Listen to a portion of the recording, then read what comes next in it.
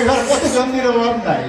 এবার অনেক লোকই এমপি হতে চায়, কারণ একটা সুযোগ আছে সবার জন্য। এই একটা প্রতিযোগিতা চলছে।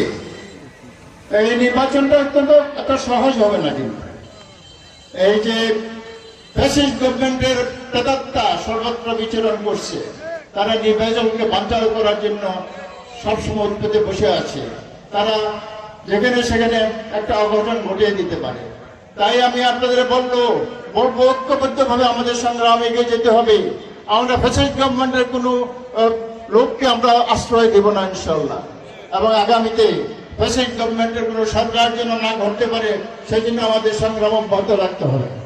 আমাদের ক্যান্ডিডেট অনেক, আমাদের চেয়ারপারসন বলছে আমরা যেখানে থাকি যেভাবে থাকি আমাদের একত্র হয়ে কাজ করতে হবে। ঐক্যবদ্ধ সংগ্রাম ছাড়া কোনো কাজ হবে না। এবং ভারপ্রাপ্ত চেয়ারপারসন সাহেব যে যাকে নমিনেশন দেবেন তার পক্ষে ধানের শীষ হলেই তার পক্ষে আমরা কাজ করতে হবে। বসুন্ধরা ডায়াপেন্ট এখন আরো উন্নত।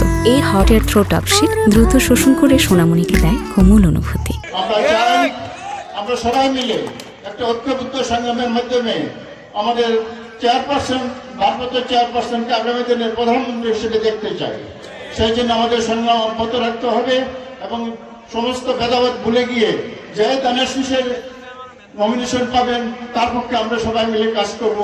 আপনাদের সবাইকে আমার বক্তব্য দেওয়ার আগে আমি একটা কথা বলবো, এই বাংশামপুরে আজ থেকে 26 বছর যেহেতু আমি আছি, এই যে যত নেতৃবৃন্দ আছে তারা আমার সাথে ছিল, তারা যে সমস্ত আন্দোলন সংগ্রামে আমার সাথে ছিল, তারা মামলা হামলা শিকার হয়েছে, অত্যাচারিত হয়েছে, তারা কারা ভোট করেছে, তাদের কথা মাথায় কথা রেখে আমি আশা করবো যারা নীতি নির্ধারক তারা ধানের শীষের মার্কা যেন আমাদেরকে দেয়, সেই আশাবাদ ব্যক্ত করবো।